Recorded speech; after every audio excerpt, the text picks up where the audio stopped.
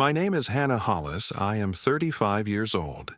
I waitress mornings and lunch shifts at a diner on Route 7 outside Virgin in the Champlain Valley of Vermont, where the dairy farms still outnumber the gas stations and the cows still outnumber the people.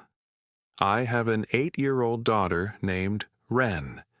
I do not have a husband, and I have not had one in 5 years, and I'm not sad about it most days. I am telling you this so you understand the kind of woman the lawyer was looking for when he found me. He was looking for a woman with no money, no parents left living, no spare time, and no reason in the world to drive an hour and a half north to look at a collapsing barn she had not asked for. He found her. The lawyer's office smelled like old paper and the kind of coffee that had been sitting in the pot since 7 in the morning. It was a Thursday in June, and I had taken the day off the diner with the kind of nervous stomach you only get when a manila envelope has your name typed on the front of it. The lawyer was 67 years old. He had thin silver hair combed flat across the top of his head and bifocals that he kept low on his nose, and he sat across from me at a wooden desk that had a brass nameplate on the front and a single small lamp on the corner. "Thank you for coming, Miss Hollis," he said. "I have been trying to find you for 6 months." "I know," I said. "Your second letter caught me. I move a lot." "You do," he said gently. "I noticed." He set the manila envelope down between us. He did not push it across. He waited. "So," I said. My voice came out smaller than I meant it.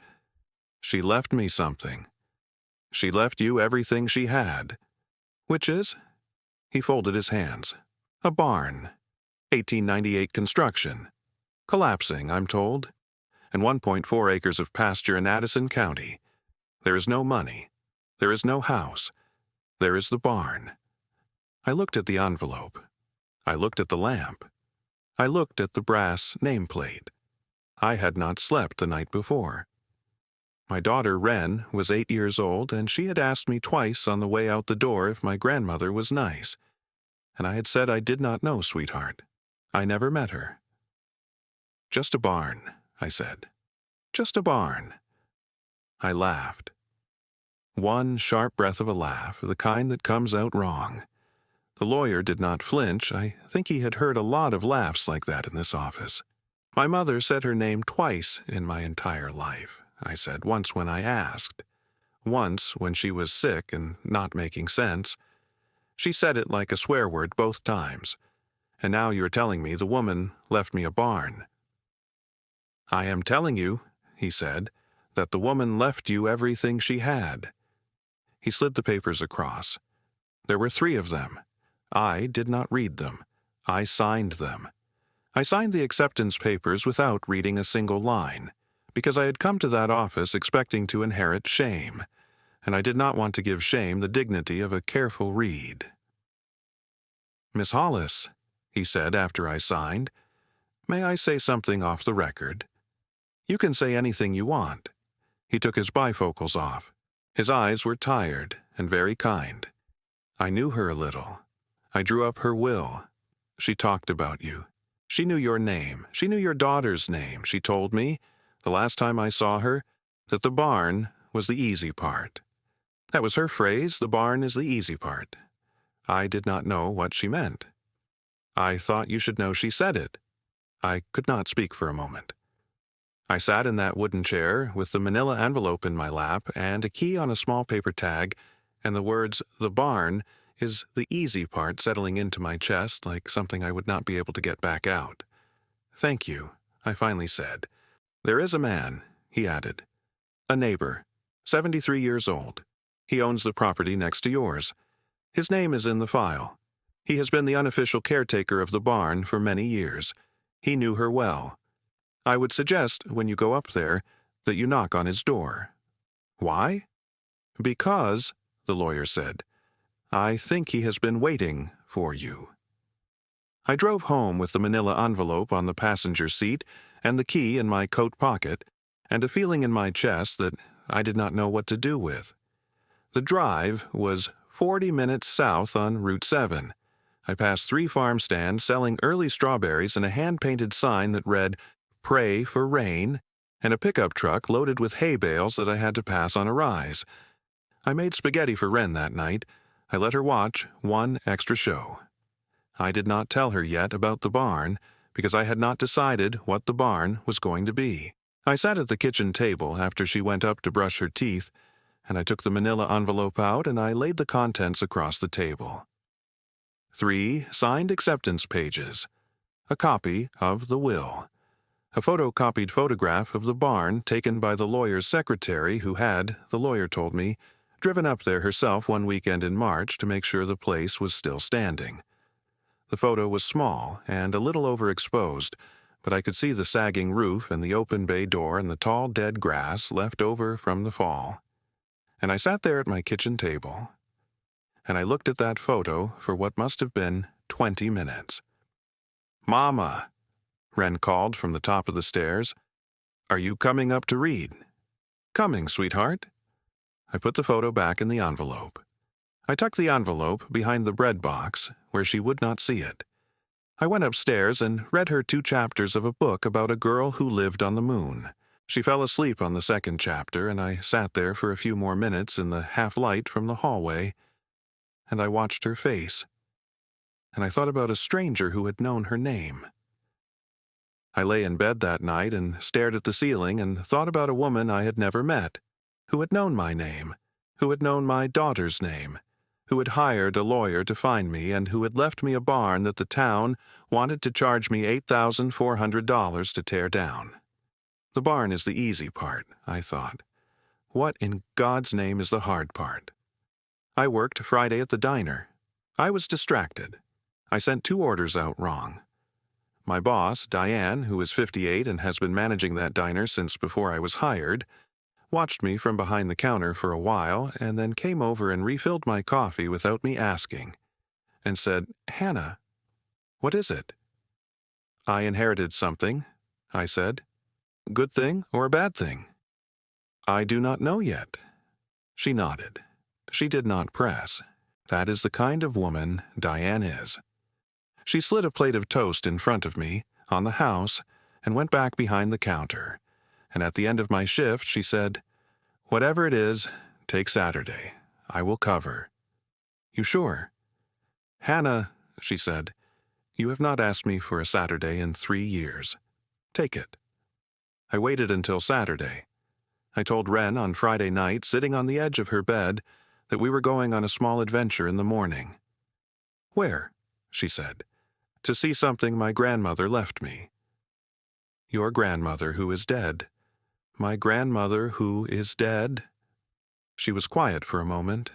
She had a wooden butter paddle on her nightstand that she had found at a yard sale the summer before, and she liked to hold it sometimes when she was thinking. She held it now.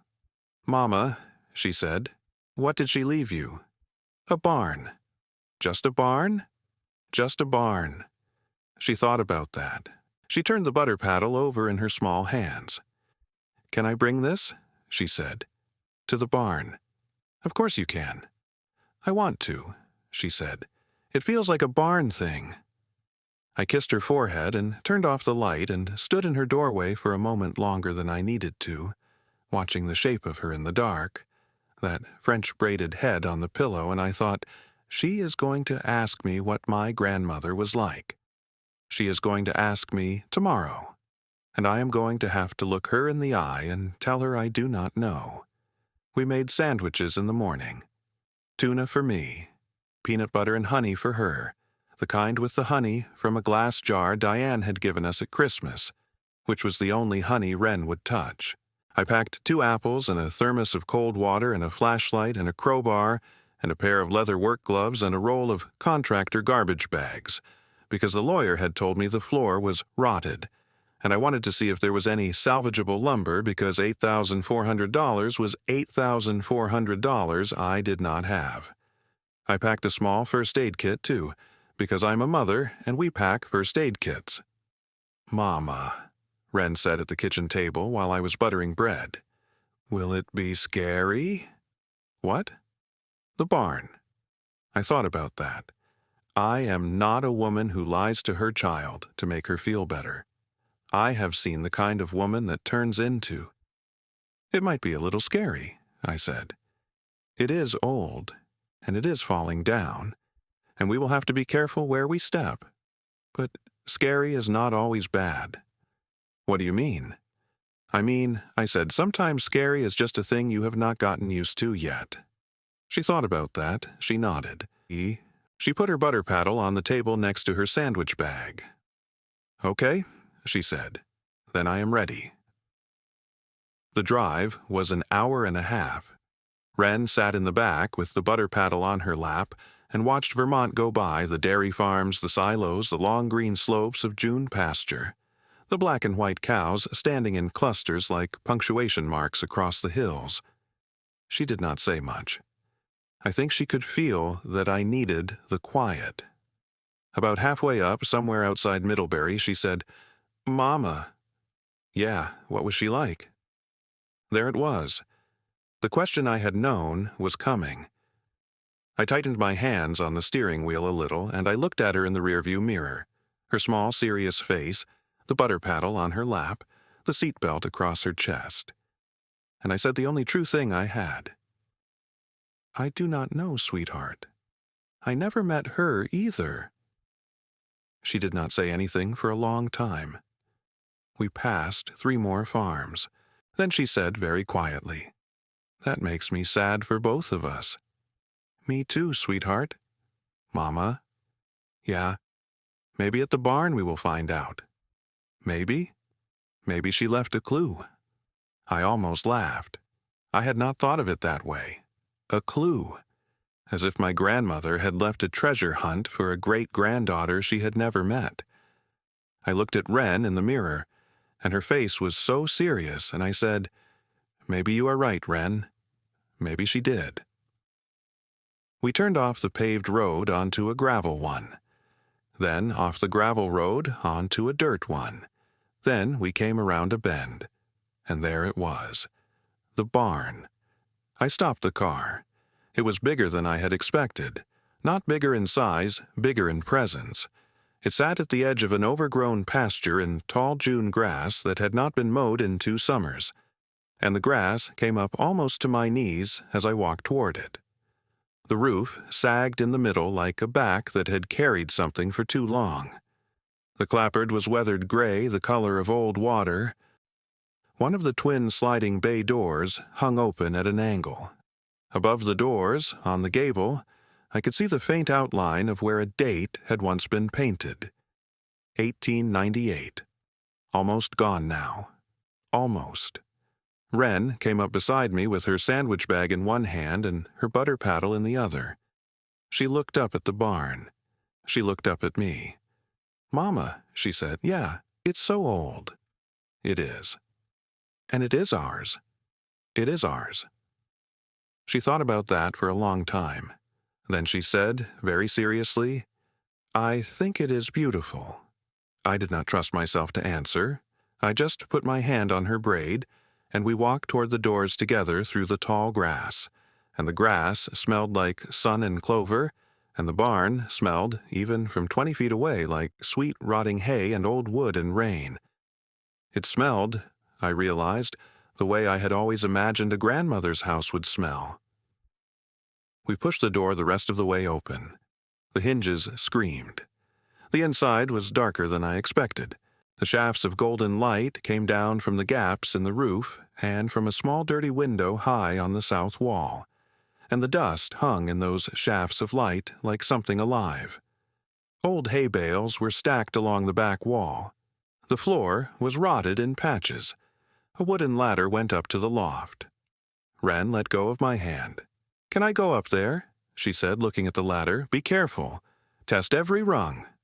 "I will." She went up the ladder slowly, 1 rung at a time, her braid swinging behind her, the butter paddle tucked under her arm. I watched until she got to the top and turned and gave me a thumbs up. Then I set down my pack in the South Bay and took out the crowbar. The lawyer had said the South Bay was the worst of it. The South Bay was where the floor had given out in 3 places. He had said if there was salvageable wood anywhere in this barn, it would not be there. He had said I should look at the North Bay, where the floor was still mostly sound. But I went to the South Bay anyway. I do not know why. I want to tell you it was a feeling, an instinct, a pull. The truth is simpler. I went to the South Bay because that was where the worst of the damage was, and I have always been a woman who walks toward damage. I learned that from my mother. She learned it from her mother. It is, I think, the family trade. I knelt down on the rotted floorboards. I worked the crowbar under the first one. It came up easy. Too easy, it was so rotted it broke in half in my hands. I tossed both halves aside. The second board was harder. I had to lean on the bar with my full weight. It groaned and lifted and came up in one piece, and I set it gently to the side, because even rotted lumber was worth something. The third board was the one. I worked the bar under it. I leaned. It resisted. I leaned harder. It gave with a soft wet sound, and I set it aside, and I looked down into the hole I had made. There was dry hay below the floor. I want you to understand what that meant. There was dry hay below the floor. Not damp hay, not rotted hay, dry hay in a barn that had been collapsing for 40 years.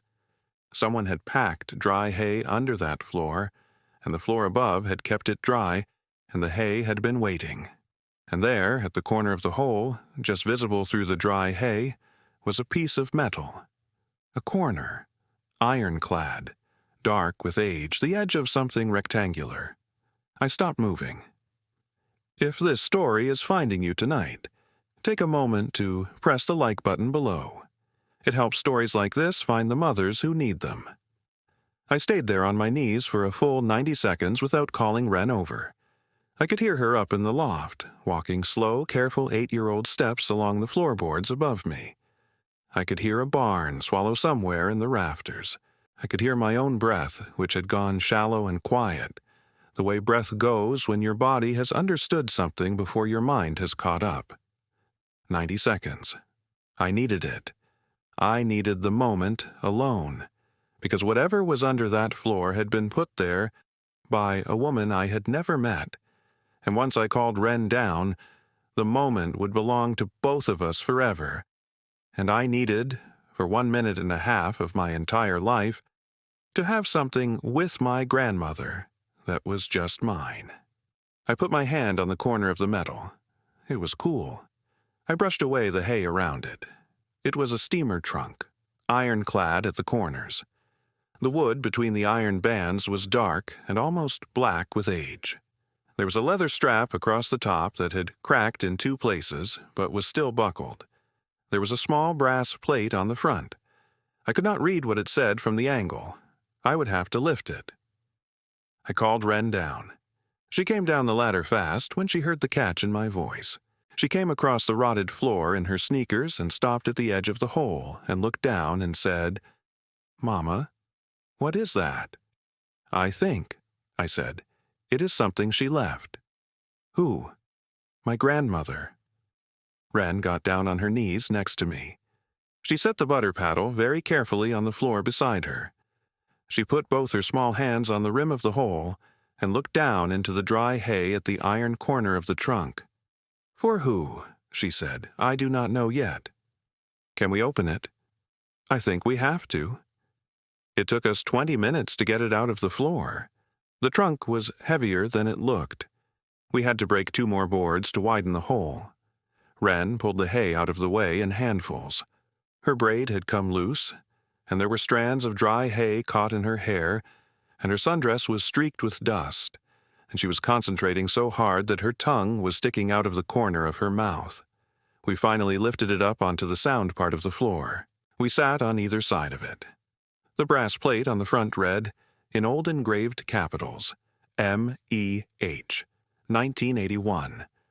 My grandmother's initials, my grandmother's year. "It is sealed," Wren said. "Yes. How do we open it?" The leather strap was still buckled. I undid the buckle. The trunk had a small iron clasp, not locked, just held. I lifted the clasp. I lifted the lid. The inside was lined with old newspaper from August 1981. On top of the newspaper there was a folded piece of cloth, a cream linen napkin with small embroidered flowers in the corners. I lifted the napkin. Underneath were 3 things. The first was a stack of letters. They were tied in 4 bundles with kitchen twine. They were thick, and they were old, and the top one had my mother's name on it in a careful handwriting I had never seen, and underneath my mother's name in red ink, in a hand I did know, my mother's hand, were the words, "Return to sender." Every letter in every bundle returned to sender, return to sender, return to sender. I counted them later. There were 47. The second was a folded envelope, brown paper, the size of a legal document. I opened it carefully. Inside was a deed, the original deed. To the house next door, the cream-painted farmhouse with the green shutters that I had glimpsed at the end of the long driveway as we drove in. The one I had assumed belonged to the neighbor. The deed was in my grandmother's name. Dated 1962. The transfer to the neighbor in 1981 had been drafted, signed by my grandmother, and I read the back, then I read it again, then I read it a 3rd time, never recorded with the county clerk. There was no recording stamp. There was no transfer date in the registry. The deed had been signed and then never filed. Legally, the farmhouse was still hers, which meant, as of 3 days ago when I had signed those papers in the lawyer's office, the farmhouse was mine. The third thing was a small wooden box the size of a deck of cards. Inside the box, on a square of red velvet, were 2 gold rings, a wedding band and an engagement ring with a small, pale blue stone. And tucked under the velvet, folded twice, was a sealed white envelope. Wren picked the envelope up before I could. She read the front of it out loud. "For the granddaughter I never met," she read in her careful 8-year-old voice. "If you ever open this." She looked up at me. Her hazel eyes were enormous. "Mama," she whispered, "that is you." I took the envelope from her. I did not open it. Not there. Not in that barn, not on that rotted floor, not with the dust and the swallows and the smell of old hay. Some envelopes you open at your own kitchen table. We sat there a long time with the trunk open between us. "What was she like?" Wren finally said. She had her butter paddle back in her lap. She was turning it over and over. "Your grandmother. What was she like?" I looked at her. I looked at the letters with my mother's red ink across them. I looked at the rings on their square of velvet. I looked at the deed to a house I had not known I owned. "I do not know, sweetheart," I said. "I never met her either." "But you will," Wren said. Now, I said, "I think I will." We carried the trunk out to the car together. It took both of us. Wren held one handle, I held the other, and we walked through the tall grass with the sun overhead in the barn behind us. And Wren said, halfway to the car, "Mama, there's a man on the porch over there. He is watching us." I looked up. There was a porch. It was attached to the cream-painted farmhouse which sat at the end of the long gravel drive, half hidden behind a row of maples. A man was standing on the porch. He was tall and lean, and he was wearing a faded denim work jacket and a John Deere cap, and he was holding something in one hand. From that distance, I could not see what. He raised one hand. Not a wave, exactly. An acknowledgement. I raised mine back. "Mama," Wren said. "Who is that?" "I think," I said, "that is the man the lawyer told me about." "What does he want?" "I do not know yet, sweetheart, but I think he has been waiting." We loaded the trunk into the back of the car. I shut the trunk lid. I looked across the field at the man on the porch, and he was still there, watching, hand at his side, and I made a decision. "Wren," I said, "stay here for 1 minute. Eat your sandwich. I'm going to walk over and say hello." Can I come? In a minute. Let me go first. I crossed the field on foot. The grass was high. The man waited. He did not come down off the porch. As I got closer, I could see what he was holding.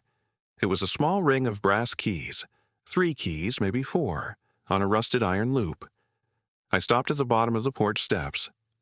"Hello," I said. He looked at me for a long moment.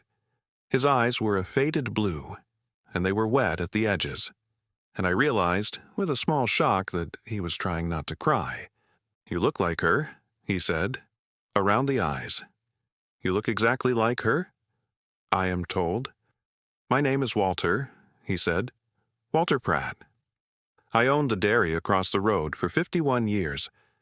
Your grandmother was my friend, my oldest friend. I'm sorry for your loss, ma'am, even though I know you did not get the chance to know her. Thank you." He held the keys out. "These belong to you," he said. "The big one is the front door of the farmhouse. The 2 small ones are the back door and the cellar. The little one with the green ribbon, that was the barn. But I expect you will not need it now." I looked at the keys. I did not take them. "Mr. Pratt," I said, "the deed to that farmhouse is in the trunk we just pulled out of her barn." He closed his eyes. He nodded slowly, like a man who had been waiting 44 years to nod exactly that way. "I figured," he said, "I figured she did that on purpose." "Did what?" "Did not file the transfer. In 1981. When she sold me the house." He opened his eyes. They were redder now. "I have been paying the property tax on that farmhouse for 44 years, ma'am, every January to the town of Bristol, in her name, because she made me promise." "What do you mean she made you promise?" "She came to me in the fall of 1981, he said, after your mother sent the last letter back. She was not a young woman even then. She said, 'Walter, I am going to sell you the farmhouse, because I cannot afford to keep it on a widow's pension. But I want you to do something for me. I want you not to file the transfer at the courthouse. I want you to pay the tax on it every year in my name, and I will pay you back what I can. And if I die and a granddaughter ever shows up, I want you to give the deed back. I want it to be hers. I do not want her to inherit a barn. I want her to inherit a home." I sat down on the porch step. I had not meant to. My legs gave out. 44 years, I said. 44 years, he said. "I did not know if you were real, ma'am, for a long time. She told me about you when you were born. She had paid a man to find you. She had a name. But I did not know if you would ever come. I had decided if I died first, my own son knew the arrangement. He would have kept paying. He would have kept watching. We would have kept the house for you, the both of us, until you came or until there was no one left to come." I could not speak. I looked across the field at my barn, at our barn, and at the small figure of my daughter standing next to the car with a peanut butter sandwich in her hand, and I could not speak at all. "I have not lived in that farmhouse, ma'am," Walter Pratt said softly. "Not one night. I kept the roof on. I kept the pipes from freezing. I mowed the lawn in summer. I shoveled the walk in winter. But I never moved in. It was not mine to live in. It was hers. And then it was yours." He held the keys out again. This time I took them. That night, after we had driven home, after I had put Wren to bed, after I had sat for a long time in the kitchen looking at the steamer trunk on the floor by the table, I opened the small white envelope. The handwriting was the same handwriting from the 47 returned letters. Careful, slanted, a woman's hand from another century. The paper smelled faintly of cedar. It read, "To the granddaughter I never met, if you ever open this. I do not know your age as you read these words. I do not know if you are a girl still, or a young woman, or older than I am now. I do not know if you have children. I hope you have children. I hope you have one good child who looks at you the way mine used to look at me before I broke it. I want you to know 2 things, and you can throw the rest of this letter away if you only read these 2. The first is that your mother and I were both wrong, but I was older and should have known better. I let pride sit at my kitchen table for 40 years. Pride is a bad guest. It eats your bread and never leaves. The second is that I loved you. I never met you. I loved you anyway. I knew your name. I knew the day you were born. November 9th, 1990 at 4:11 in the morning, 6 pounds, 11 ounces, in a hospital in Burlington. I paid a man to tell me, and he told me, and I sat at this same table, and I cried, because I could not be there. I have left it all to you. The barn is the easy part. The rest is the harder gift. Walter Pratt, across the road, has a deed for you that you will need to record at the county clerk's office in Middlebury. He will know what I mean. He has been a better friend to me than I deserved. The 47 letters in the trunk are the ones your mother sent back. I sealed them away in 1981 so I would not have to look at them anymore, but I could not bring myself to burn them, because they were the only conversation I ever had with her after she left. Read them if you want to. Do not read them if you do not. I will not be there to mind either way. I'm sorry I did not try harder. I am sorry I let her stubbornness be louder than my love. I'm sorry you grew up not knowing me. If your mother is still alive, when you read this, please tell her I forgave her a long time ago. If she is not, please tell her wherever she is, I love you. I never met you. I love you anyway, your grandmother. Margaret Eleanor Hollis. I broke. I want to be honest with you about that. I broke at my kitchen table, hard, the kind of crying that comes from a place you did not know you had a place for. I cried for a woman I would never meet. I cried for a woman who had paid a private investigator in 1990 to tell her that I had been born at 4:11 in the morning. I cried because she had been right. Pride had eaten the bread of 3 generations of women in my family, and I was the first one in 40 years who got to push back from the table. I cried for my mother, too. My mother had died 4 years ago. She had never spoken her mother's name in my hearing without bitterness, and she had carried that bitterness like a brick in her coat pocket every day of her life. And here was a woman, her own mother, writing a letter from 43 years ago that said, I forgave her a long time ago. I cried until I was empty. I cried until Wren came down the stairs in her pajamas, barefoot, hair sleep mussed, and stood in the kitchen doorway and said, Mama, why are you sad? I am not sad, sweetheart, I said. I am the opposite of sad. I just do not have a word for the opposite of sad yet. Is it a good cry? It is a good cry. She came over to me and crawled into my lap, 8 years old, too big for it now, but not so big that we could not both pretend. And she put her head against my collarbone, and we sat there at the kitchen table with my grandmother's letter in front of us, and I read it to her. I read every word. When I got to the part about being born at 4:11 in the morning, Wren sat up. Mama, she said. She knew. She knew. She knew about you the whole time. The whole time. Mama, Wren said, I want to read the other letters. All 47? All 47? Sweetheart, that is going to take us a long time. I know, we have time. She was right. We had time. The next morning, I called the lawyer in town. He picked up on the second ring. Miss Hollis, he said, I was hoping you would call. I have something to tell you, I said. There was a trunk under the floorboards, sealed since 1981. There were 47 letters in it. There was a deed to the farmhouse next door. The transfer was never recorded. The line was silent for a long moment. Read me the letter, he said. There is a letter to me. From her. I would rather not. Read me the deed addendum, then. I did. I read him the date, the signatures, the absence of the recording stamp.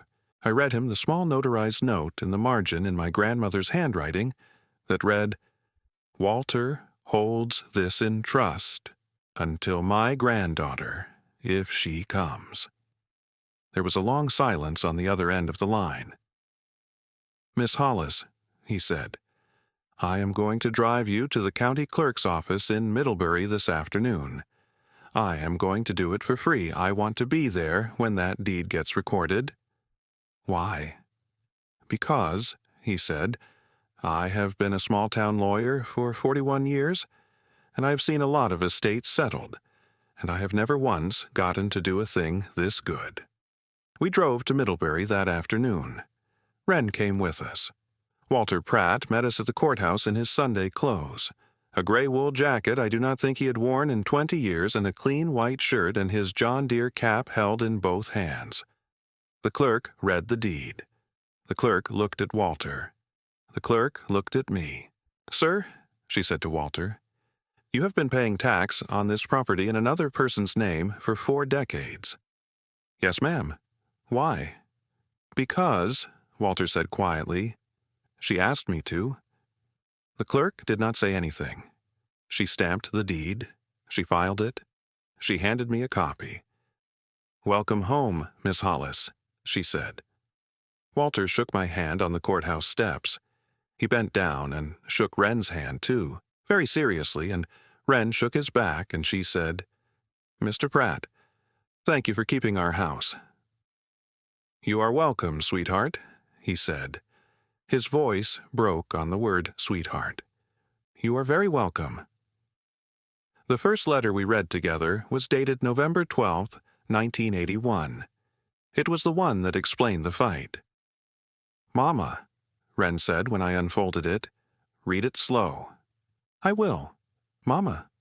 "Yeah. Hold my hand." "Okay, sweetheart." I held her small hand under the kitchen table, and I read. My mother had been 22 years old. She had fallen in love with a man my grandmother did not approve of, not because of who he was, but because of what he was not. He was not Catholic. He was not from the parish. He was not, in my grandmother's exact words from that letter, a man who would kneel beside you on a Sunday. My grandmother had said unforgivable things in the kitchen of the farmhouse next door to the barn, and my mother had said unforgivable things back, and my mother had walked out the door at 22 with a single suitcase, and my grandmother had stood in the kitchen and watched her go. "Mama," Wren said, halfway through. "Yeah. Why did she care so much? About the church? About something so small?" "Sweetheart, I do not think it was small to her." "It sounds small." "I know it does. I think when you are that age, sometimes a thing that is small to other people is not small to you, and you do not know how to explain it, and so you say something cruel because cruel is faster than careful, and then it is too late. That is a sad reason." "I know. Keep reading, Mama." I kept reading.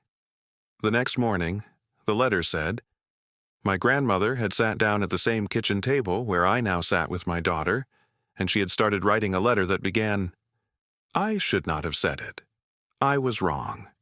And I knew I was wrong before the words finished leaving my mouth. That letter came back unopened. She wrote another one a week later. That one came back too. She wrote 47 of them over 4 decades, birthdays, Christmases. A letter the day she heard, through a neighbor of a neighbor of a neighbor, that her daughter had married the man she had disapproved of, in a courthouse in Albany, with no family present. A letter the day she heard, through the same channel, that her daughter had gotten pregnant. A letter the day she heard, in the spring of 1990, that the granddaughter, me, had been born. That was the letter where she had paid the private investigator. That was the letter where she had written my name for the first time. Hannah Marie Hollis. Hannah, born November 9th, 4:11 in the morning, in Burlington. She wrote that letter, and she sealed it, and she sent it, and it came back 2 weeks later, marked "Return to Sender," in my mother's red pen. She did not stop. That was the thing that broke me. She did not stop. She wrote the next one a month later, and the next, and the next, for 33 more years. The final letter in the trunk was dated February 18th, 2024, 11 days before she died. I am going into hospice on Friday, it read. I will not write you again. I want you to know I have left it all to you. The barn is the easy part. The rest is the harder gift. Please open the floorboards. I love you. I have always loved you. I am sorry. Your mother. That was the last sentence she ever wrote her daughter. Your mother. 2 words. After 43 years of letters, my mother never read. Wren read that one out loud. We were on letter 46 by then, 3 weeks into the project, sitting at the kitchen table with a fire in the wood stove and a cup of tea each. She read it slowly. She read it the way you read something you do not want to misunderstand. When she got to the line, your mother, she paused. She looked up at me. Mama, she said. She signed it your mother. I know, sweetheart. To your mama. To my mama. Who never read it. Who never read it. Wren was quiet a long time. The fire popped in the wood stove. Outside, snow had started coming down soft against the kitchen window. Wren put her finger on the words, your mother, on the page, very lightly as if she were trying not to smudge them. Mama, she said finally, did your mama know she was loved? I do not know, sweetheart. Do you think she did? I think, I said carefully, she made it very hard for anyone to tell her. That is a sad way to live. It is. Mama. Yeah, I do not want to live like that. I reached across the table, and I took her small hand, and I said, then do not, sweetheart. You have a choice. We have a choice. We are choosing right now. She set the letter down very carefully, and she said, Mama, we have to read these every year. Every year?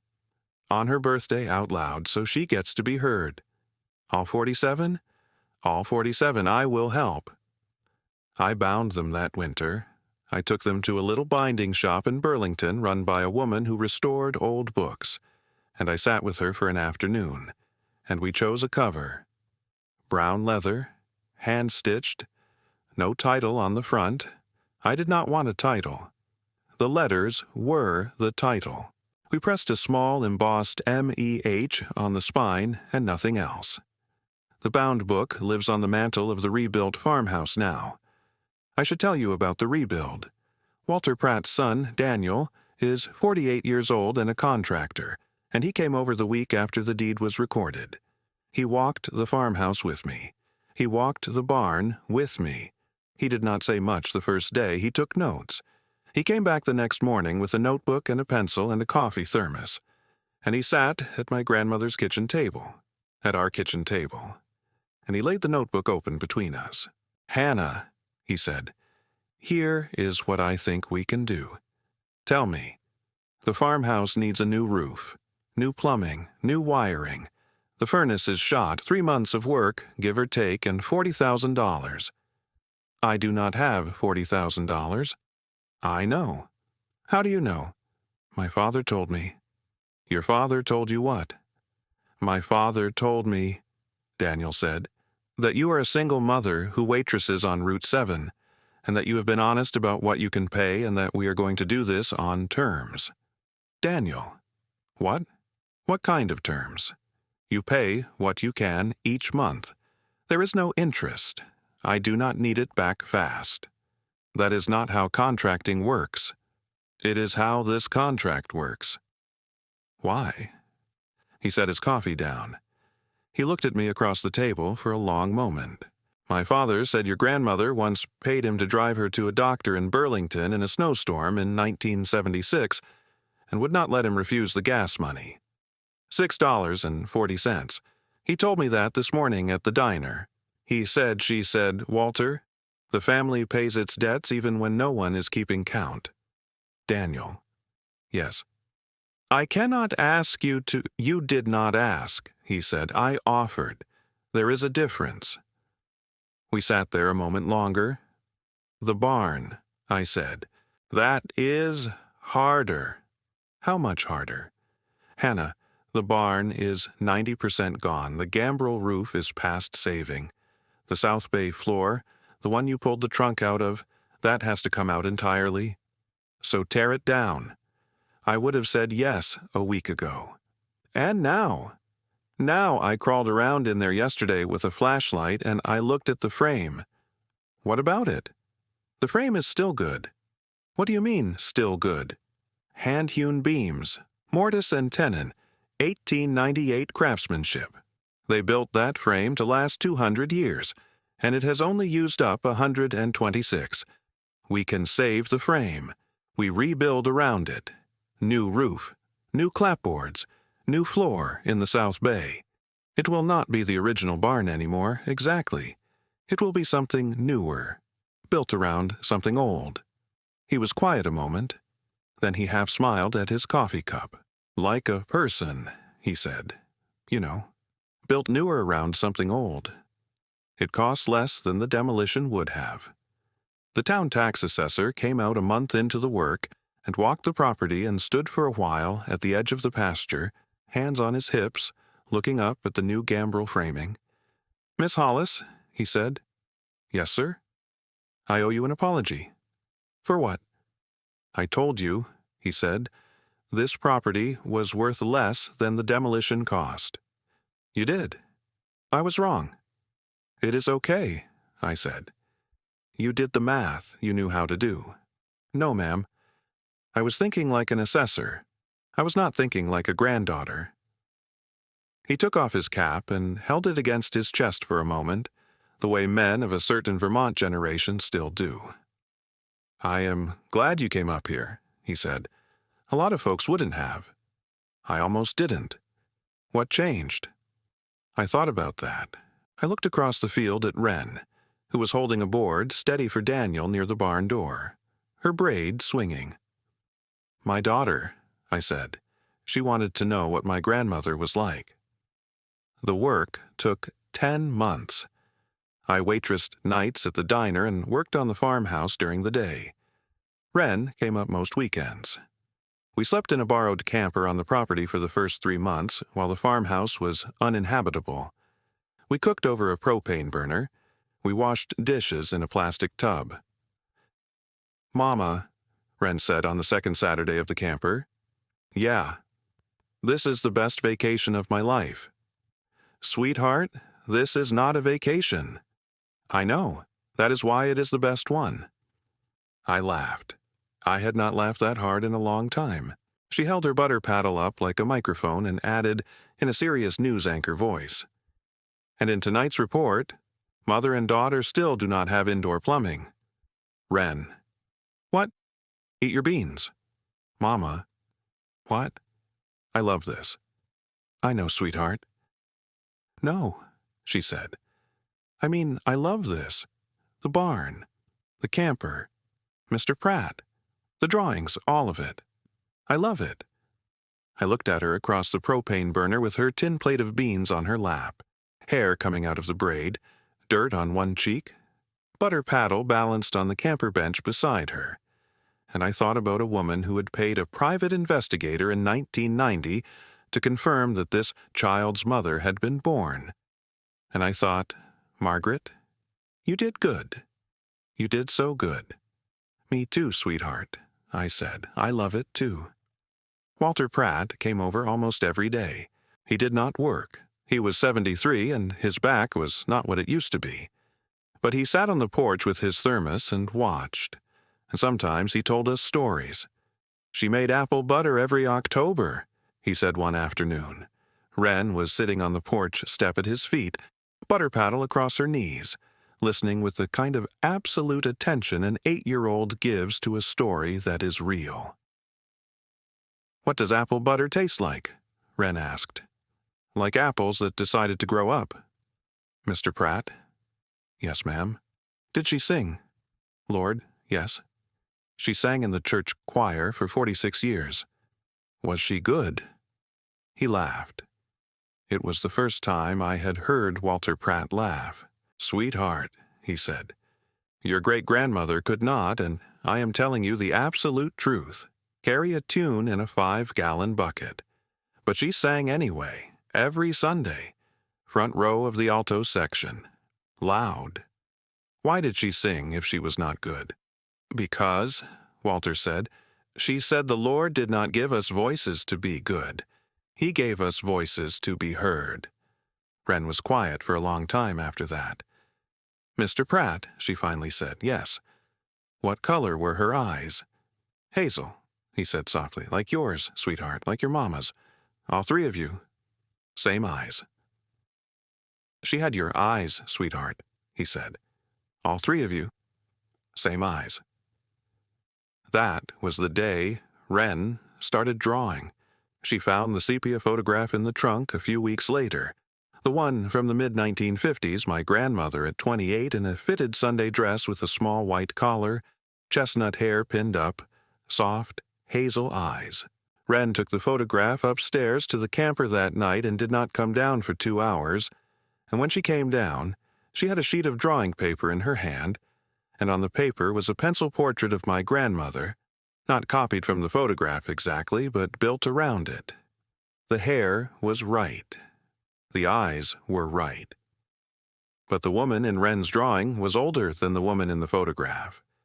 She was the age my grandmother had been when she died. Walter Pratt had described her to Wren so many times that Wren had built a face from his words and laid it over the bones of the photograph. And it was, I am telling you now, and I will tell you in 20 years, the closest thing I have ever seen to my grandmother's actual face. Wren framed the drawing herself with my help, in a simple wooden frame we found at a thrift store in Vergennes. She wrote on the back, in her careful 8-year-old print, Margaret Eleanor Hollis, my grandmother, drawn by Wren Hollis, age 8. The portrait went up the day we moved in.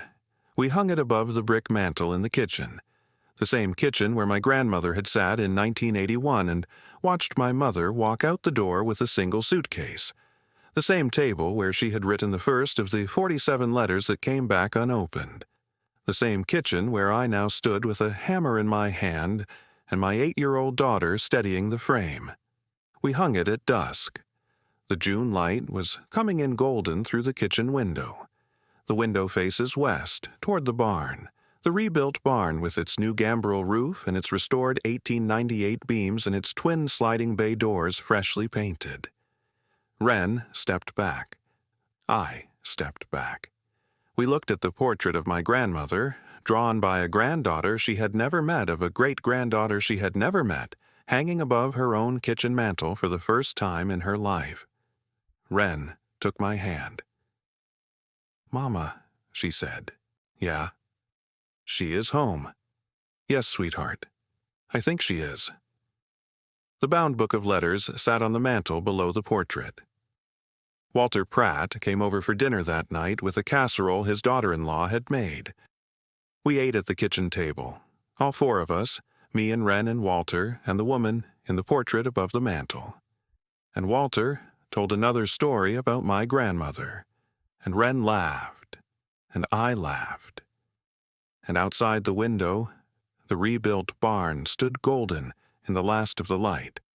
And I thought of my grandmother sitting at this same table 43 years ago, writing a letter to a daughter who would not read it, and I thought, you did not lose. You did not lose, Margaret Eleanor Hollis. You wrote 47 letters into a silence, and you packed them in dry hay under a rotting floor, and you trusted that one day a stranger with your eyes would pull up the boards. If you have ever inherited more than you knew how to carry, subscribe to Mothers Who Inherit. We tell these stories because some doors only open when a daughter pulls up the floorboards her mother never could. Today is her birthday, October 4th. Wren is 9 now. She is sitting across from me at the kitchen table with the bound book open between us, and she is reading Letter 23 out loud, in her careful 9-year-old voice. And outside the window the barn is gray gold in the autumn light, and on the mantel above us, my grandmother is watching with her hazel eyes, my eyes, Wren's eyes, all 3 of us the same. and the portrait was drawn by a child who never met her, from descriptions given by an old neighbor who had loved her quietly for 50 years, and the kitchen smells like apple butter because I'm learning her recipe, and there is a fire in the wood stove, and the silver locket at my throat holds a clipping of her hair that Walter Pratt gave me last Christmas from a lock she had given him in 1976, and I'm telling you now, in this room, on this birthday, that I never met her. And I love her anyway, and that turns out to be the thing she was trying to teach me from underneath the floorboards all along.